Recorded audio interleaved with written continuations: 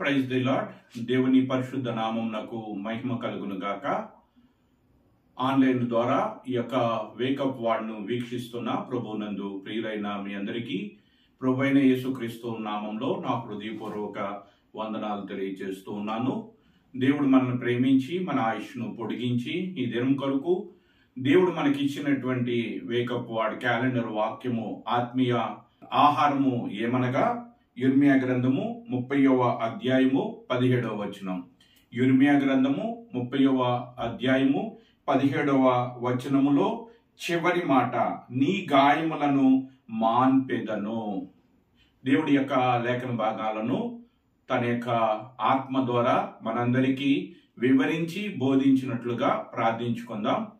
ప్రేమ నమ్మకం కలిగిన మా ప్రియమైన పరలోకపు తండ్రి, పరిశుద్ధుడు అయిన దేవ, నీ పరిశుద్ధమైన ఘనమైన నామానికి నీ కుమారుడు మా రక్షకుడునైనా యేసుక్రీస్తు వారి శ్రేష్టమైనటువంటి నామంలో స్తుతులు స్తోత్రాలు వందనాలు తెలియజేస్తూ ఉన్నాం. ప్రభువా, మమ్మల్ని ప్రేమించి మా ఆయుష్ను పొడిగించి మరొక దినాన్ని చూసే భాగ్యాన్ని మీరు మాకు కల్పించారు. అంత మాత్రమే కాదు, ఈ దినము కొరకు మీరు మాకు సిద్ధపరిచినటువంటి నీ యొక్క అమూల్యమైనటువంటి మాటలను బట్టి నీకు వందనాలు, నీ జీవాహారాన్ని బట్టి నీకు వందనాలు. చదవబడినటువంటి ఈ లేఖన భాగాన్ని మా యొక్క వినికిడిలో మా హృదయములకు తాకునట్లుగా మీరే మీ ఆత్మ ద్వారా మాతో మాట్లాడండి తండ్రి. ఈ యొక్క వాక్యం అర్థం చేసుకుంటానికి సహాయం చేయండి. బలహీనుడను నిష్ప్రయోజనమైన వాడను ప్రభువా, దయతో నన్ను మరుగుపరిచి నా మాట దూరపరిచి నీ యొక్క ప్రయోజనకరమైన మాటను, నీ బలమైన మాటను ఆన్లైన్ ద్వారా ఎంతమంది అయితే ఏకీభవిస్తున్నారో వారందరితో కూడా మీరు మాట్లాడమని ఘనత మహిమ ప్రభావములు మీకే ఆరోపిస్తూ నీ కుమారుడు మా రక్షకుడునైన యేసుక్రీస్తు వారి శ్రేష్టమైనటువంటి నామంలో ఈ ప్రార్థన మీకు సమర్పిస్తున్నాము తండ్రి, ఆమేన్. ప్రియులారా, ఈ దినము కొరకు దేవుడు మనకి ఇచ్చినటువంటి లేఖన భాగము నీ గాయములను మాన్పెదను. ఈ యొక్క యిర్మీయా గ్రంథము 30:17వ వచనంలో దేవుడు మనకు తెలియచేస్తున్నటువంటి మాట, నీ గాయములను మాన్పెదను. ప్రియులారా, ఈ యొక్క గాయములను గురించి మనం ఒకసారి ఆలోచించినట్లయితే ఈ గాయములను 3 రకాలుగా మనం విభజించవచ్చు. ఒకటి శరీర సంబంధమైన గాయాలు, అంటే శరీరమునకు కలిగే గాయాలు. రెండవది హృదయ సంబంధమైనవి, అంటే హృదయానికి కలిగేటువంటి గాయాలు. మూడవది ఆత్మ సంబంధమైనటువంటి గాయాలు, ఆత్మ నశించిపోవటానికి కారణమయ్యేటువంటి గాయాలు.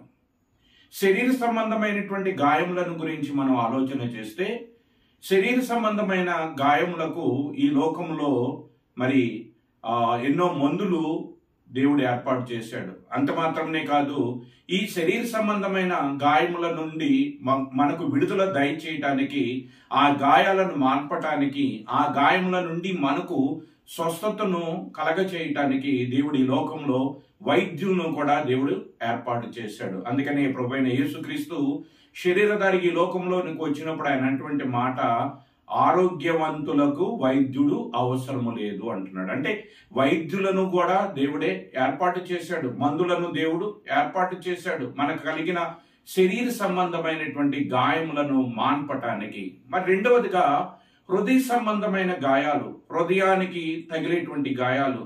మరి వ్యక్తుల యొక్క మాటలను బట్టి మనకు నచ్చనటువంటి వారు, మనకు విరోధంగా ఉన్నటువంటి వారు, లేదా మనకు నెలవైనటువంటి వారే, మనకు ఆత్మీయంగా ఉన్నటువంటి వారే మనల్ని గురించి చెడ్డ మాట పలికినప్పుడు ఆ యొక్క మాటల వలన కలిగేటువంటి గాయాలు. అంతేకాకుండా మన ఆత్మీయులు మనకు దూరం అయిపోయినప్పుడు మనకు కలిగేటువంటి గాయాలు. అంతేకాకుండా మన ఆత్మీయంగా మన యొక్క సొంత వారిని మనం పోగొట్టుకున్నప్పుడు మనకు కలిగేటువంటి గాయాలు. ఇవి హృదయ సంబంధమైనవి, ఇవి బయటికి కనిపించే గాయాలు కాదు.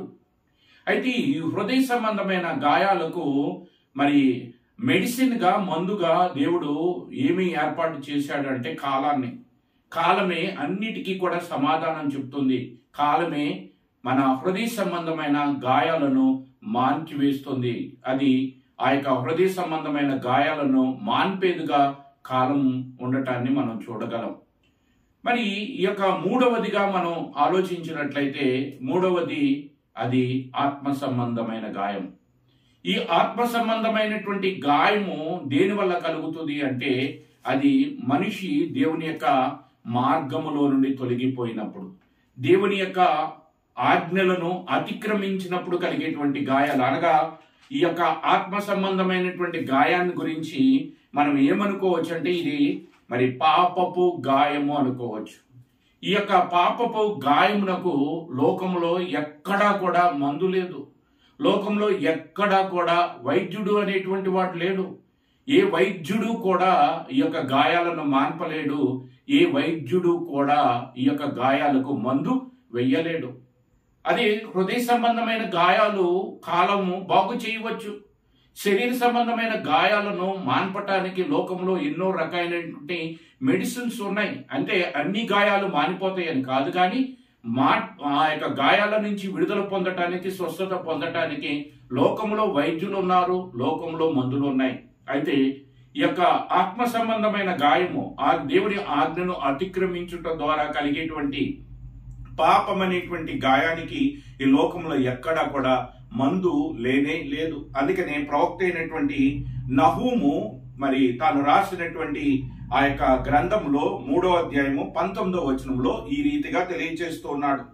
నీకు తగిలిన దెబ్బ బహు చెడ్డది, నీ గాయమునకు చికిత్స ఎవడునూ చేయజాలడు. మనం ఉన్నటువంటి లేఖన భాగాన్ని చూసినట్లయితే నీకు తగిలిన దెబ్బ బహు చెడ్డది అంటే అది మరి శరీర సంబంధమైనది కాదు, కానీ హృదయ సంబంధమైన దానికంటే బహు చెడ్డది. ఏమిటి అంటే అది పాపం వల్ల కలిగేటువంటి గాయం. ఈ పాపం వల్ల కలిగేటువంటి గాయానికి చికిత్స ఎవ్వడును కూడా చెయ్యజాలడు అని ఇక్కడ ప్రవక్త అయినటువంటి నహూము తెలియజేస్తున్నాడు. అదే రీతిగా యిర్మీయా గ్రంథము 30వ అధ్యాయము 12వ వచనంలో మనం చూసినట్లయితే యెహోవా ఈలాగు సెలవిచ్చుచున్నాడు, నీ వ్యాధి ఘోరమైనది, నీ గాయము బాధాకరమైనది. అంటే ఇది కంటికి కనిపించే గాయం కాదండి, ఇది ఆత్మ సంబంధమైనటువంటి పాపపు గాయము.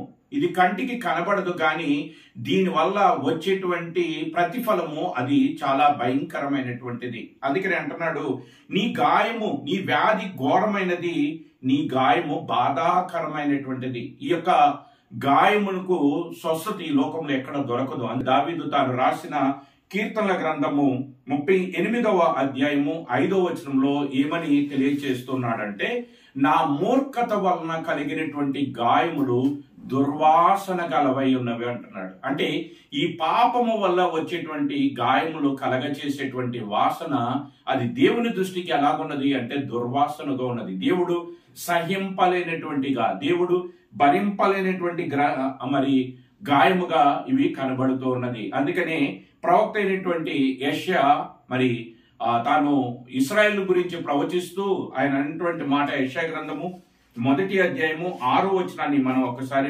పరిశీలించినట్లయితే, అరికాలు మొదలుకొని తల వరకు స్వస్థత కొంచెమైనను లేదు, ఎక్కడ చూచినా గాయములు, దెబ్బలు, పచ్చిపుండ్లు, అవి పిండబడలేదు, కట్టబడలేదు, తైలముతో మెత్తన చెయ్యబడలేదు. కారణం ఏమిటంటే ఆ గాయములకు మందు ఈ లోకంలో ఎక్కడ దొరకదు. ఆ గాయములను బాగు చేసేటువంటి వైద్యుడు ఈ లోకంలో ఎక్కడా కూడా లేనే లేడు. అందుకని అంటున్నారు, ఆ గాయములు బహు ఘోరమైనటువంటివి, అవి ఎటువంటివి అంటే బాధాకరమైనటువంటిది అని ఇక్కడ ప్రవక్త అయినటువంటి యిర్మీయా కూడా ఈ గాయములను గురించి తెలియజేస్తూ ఉన్నాడు. ప్రియులారా, ఈ యొక్క గాయమును గాని మనము బాగు చేసుకొనకపోతే, ఈ కంటికి కనబడనటువంటి ఈ యొక్క ఆత్మ సంబంధమైనటువంటి గాయము, పాపం అనేటువంటి గాయము, ఇది కొంతమందికి అసలు గాయముగా కూడా అనిపించట్లేదు. లోకంలో ఉన్నటువంటి వారికి ఈ పాపం అనేటువంటి ఒక గాయము ఉన్నది అనేటువంటి సంగతి వారికి తెలియదు. ఈ లోకంలో ఉన్నంత కాలము కూడా వారు ఆ గాయము ఉన్నదన్న సంగతిని, దానిని మాన్పుకోవాలి, ఒకవేళ మాన్పుకోకపోతే దానివల్ల వచ్చేటువంటి ప్రతిఫలము భయంకరంగా ఉంటుంది అన్నటువంటి సంగతిని ఎరుగక ఈ లోకంలో ఉన్నటువంటి అనేకులు మరి చనిపోయి మరి ఆ ధనవంతుడి వలె నిత్యమైనటువంటి నరకములో పడి ఆ గాయము వల్ల వచ్చేటువంటి ప్రతిఫలమును అనుభవిస్తూ వాళ్ళు అరుస్తూ కేకలు వేస్తూ మరి దానిని బట్టి వాళ్ళు బాధపడుతూ ఉన్నారు. ప్రియులారా, అయితే అటువంటి పరిస్థితుల్లోనికి మనం వెళ్ళకూడదని, అటువంటి ఆ యొక్క ఆత్మ సంబంధమైనటువంటి గాయము అనగా పాపం వల్ల వచ్చేటువంటి ప్రతిఫలము భయంకరంగా ఉండబోతుంది కనుక అటువంటి భయంకరమైనటువంటి ప్రతిఫలాన్ని మనం అనుభవించకుండా ఆ గాయమును మాన్పుకోవటానికి, ఆ గాయము నుంచి విడుదల పొందటానికి, ఆ గాయమును మాన్పేటువంటి మందును తెలుసుకోవటానికి, దానిని పొందటానికే ప్రభువైన యేసుక్రీస్తు ఒక శ్రేష్టమైనటువంటి మార్గాన్ని మనకు చూపిస్తూ వచ్చాడు. పాపం అనేటువంటి గాయము అది బహు భయంకరమైనటువంటిది, అది ఘోరమైనటువంటిది. దానిని ఈ లోకములో మనం మాన్పుకోకపోతే, దాని నుంచి విడుదల పొందకపోతే, దానికి స్వస్థతను మనం పొందకపోతే, దాని నుంచి వచ్చేటువంటి ప్రతిఫలము అది చాలా భయంకరంగా ఉంటుంది. అది ఎలాగ ఉంటుంది అంటానికే ప్రభువైన యేసుక్రీస్తు ఒక ధనవంతుడి యొక్క మరి ఉపమానాన్ని మరి నూతన నిబంధనలో మనం తెలియచేయటాన్ని మనం చూస్తూ ఉన్నాం. ఆ ధనవంతుడు ఈ లోకంలో ఎంతో సుఖంగా బ్రతికాడు. ఆ పాపం అనేటువంటి గాయం ఒకటి ఉన్నదని, దానివల్ల వచ్చేటువంటి ప్రతిఫలము భయంకరమైనటువంటిదని, అది దుర్వాసన కలిగినటువంటిది అది దానిని స్వస్థపరచుకోకపోతే, దాని నుంచి విడుదల పొందకపోతే, ఆ గాయంను మాన్పుకోకపోతే దానివల్ల వచ్చే ప్రతిఫలము అది నిత్యమైనటువంటి నరకం అన్న సంగతిని ఆ ధనవంతుడు ఈ లోకంలో ఉన్నప్పుడు ఎరగలేదు. ఒకవేళ ఎరిగినా దానికి ఆ గాయమును స్వస్థపరిచేటువంటి మరి మార్గము వైపు అతడు పయనించలేదు. ఆ మందును అతడు తెచ్చుకుని తనకున్న పాప గాయమును మాన్పుకోవటానికి అతడు ఏమాత్రము కూడా ఇష్టపడలేదు. తద్వారా అతడు భయంకరమైనటువంటి శిక్షను అనుభవిస్తూ ఉన్నాడు. ప్రియులారా, ఈరోజు దేవుడు మనల్ని ప్రేమించి మన యొక్క జీవితాలకు అటువంటి భయంకరమైనటువంటి శిక్ష మనం పొందకుండా సమయం ఉండగానే సద్వినియోగపరుచుకొని మన యొక్క పాపం అనేటువంటి గాయమును మాన్పేటువంటి మందుగా మన పాపముల నుంచి, పాపం అనేటువంటి ఆత్మ సంబంధమైన గాయము నుంచి విడుదల పొందటానికి ఒక శ్రేష్టమైనటువంటి మార్గాన్ని దేవుడు మనకి చూపిస్తూ వచ్చాడు. ఏమిటి ఆ శ్రేష్టమైనటువంటి మార్గము అంటే, పేతురు రాసినటువంటి మొదటి పత్రిక 2వ అధ్యాయము. పేతురు రాసిన మొదటి పత్రిక 2వ అధ్యాయము 24వ వచనం. పేతురు రాసిన మొదటి పత్రిక 2వ అధ్యాయము 24వ వచనం. మనము పాపముల విషయమే చనిపోయి నీతి విషయమే జీవించినట్లు ఆయనే తానే తన శరీరమందు మన పాపములను మ్రాను మీద మోసుకొనెను. ఆయన పొందిన గాయముల చేత మీరు స్వస్థత నొందిరి. దేని చేత స్వస్థత వస్తుందండి? ఆత్మ సంబంధమైన ఈ పాప గాయము నుంచి స్వస్థత మనకు దేనిని బట్టి వస్తుందంటే ప్రభువైన యేసుక్రీస్తు యొక్క గాయముల ద్వారా, అంటే ప్రభువైన యేసుక్రీస్తు యొక్క రక్తము ద్వారా, ఆ గాయముల నుండి కారినటువంటి రక్తము ద్వారా మన ఆత్మ సంబంధమైన గాయములకు స్వస్థత కలుగుతూ ఉన్నది. కాబట్టి ఈ యొక్క స్వస్థతను మనం పొందకపోతే తర్వాత వచ్చేటువంటి పరిణామం ఎలాగుంటుంది అంటే భయంకరమైనటువంటి నరకం. అక్కడ అగ్ని ఆరదు, పురుగు చావదని మరి ప్రభువైన యేసుక్రీస్తు తెలియచేస్తూ ఉన్నాడు.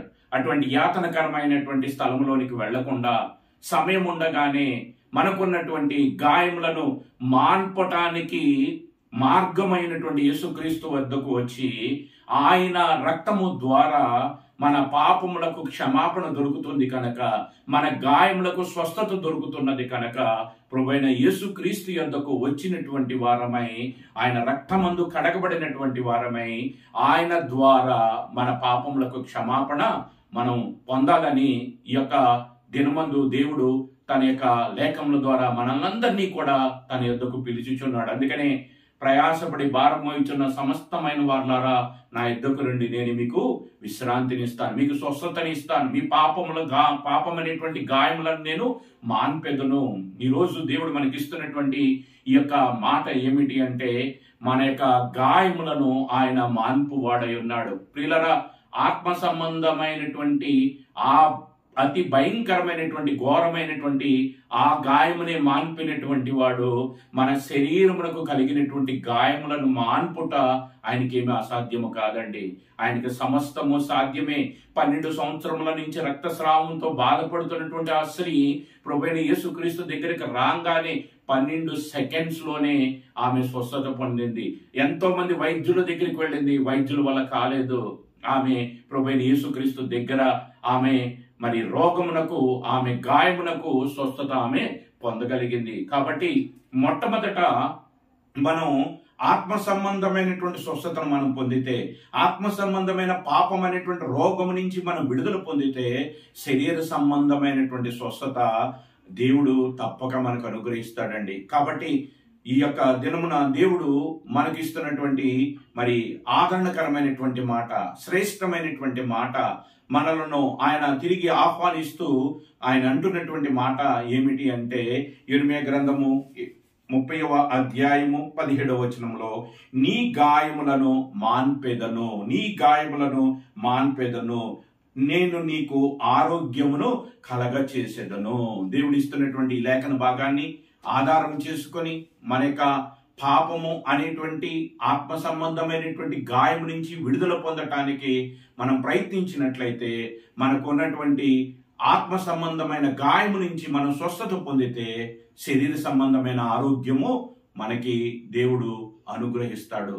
కాబట్టి ఈ యొక్క వాక్య భాగాన్ని ఆధారం చేసుకొని దేవుని దగ్గరికి వెళ్ళి ప్రార్థించి దేవుని యొక్క కృపను పొంది శరీర సంబంధమైనటువంటి ఆరోగ్యమును, హృదయ సంబంధమైనటువంటి ఆరోగ్యాన్ని, ఆత్మ సంబంధమైనటువంటి ఆరోగ్యాన్ని మనం పొంది మన గాయములను మాన్పుతాను అని ఆయన ఇచ్చినటువంటి వాగ్దానాన్ని మనం స్వతంత్రించుకుందాం. అట్టి భాగ్యాన్ని మాటలు వినుచున్న మనందరికీ కూడా దేవుడు అనుగ్రహించును గాక.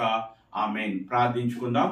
ప్రేమ నమ్మకం కలిగిన మా ప్రియమైన పరలోకపు తండ్రి, పరిశుద్ధుడు అయిన దేవా, మమ్మల్ని ప్రేమించి ఈ దినం కొరకు మీరు ఇచ్చిన ఈ లేఖన భాగాన్ని బట్టి నీకు వందనాలు. నీ గాయములను మాన్పెదను అని మీరు ఇచ్చిన ఈ యొక్క మాటను బట్టి నీకు వందనాలు. మా యొక్క శరీర సంబంధమైన గాయములు, హృదయ సంబంధమైన గాయములు, ఆత్మ సంబంధమైన పాపం అనేటువంటి గాయములను మీరు మార్పు వాడై ఉన్నారు ప్రభువా. మీరు మా యొక్క గాయములను మాన్పి, మా యొక్క గాయము వల్ల ఆ పాపం అనేటువంటి గాయమును మాన్పుకోకపోయినట్లయితే వచ్చే భయంకరమైనటువంటి ఆ యొక్క నరకం అనేటువంటి శిక్ష నుంచి మమ్మల్ని తప్పించటానికి నీ కుమారుడు ఈ లోకంలోనికి దిగి వచ్చి మా పాపముల నిమిత్తము ఆయన సిలువ వేయబడ్డాడు. ఆయన పొందిన గాయముల చేత మాకు స్వస్థత అని నీ లేఖముల ద్వారా మరొకసారి గుర్తు చేస్తూ మాకు ఆరోగ్యమును కలగచేస్తానని, మా గాయములను మాన్పెదనని మీరిచ్చినటువంటి వాగ్దానాన్ని బట్టి, మీరిచ్చిన లేఖన భాగాన్ని బట్టి నిన్నే స్తుతిస్తూ ఉన్నాం, ఆరాధిస్తూ ఉన్నాం ప్రభువా. మా యొక్క పాపం అనేటువంటి గాయం నుంచి మేము విడుదల పొందినట్లయితే మా యొక్క శరీర సంబంధమైన ఆరోగ్యము అదే మరి ఆటోమేటిక్గా అది మా జీవితాలకు అనుగ్రహించబడుతుందని మీ యొక్క లేఖము ద్వారా మాకు తెలియచేస్తూ వచ్చినందుకు వందనాలు. ఈ మాటలు వినిచున్నటువంటి వారందరినీ మీరు యొక్క మాట ద్వారా ఆదరించండి, వారిని బలపరచండి, వారి గాయములను మీరు మాన్పి వారికి ఆరోగ్యమును కలగ చేయమని ఘనత, మహిమ, ప్రభావములు మీకే ఆరోపిస్తూ నీ కుమారుడు మా రక్షకుడునైనా యేసుక్రీస్తు వారి శ్రేష్టమైనటువంటి నామంలో ఈ ప్రార్థన మీకు సమర్పిస్తున్నాము తండ్రి. ఆమేన్. అందరికీ ప్రైజ్ ద లార్డ్.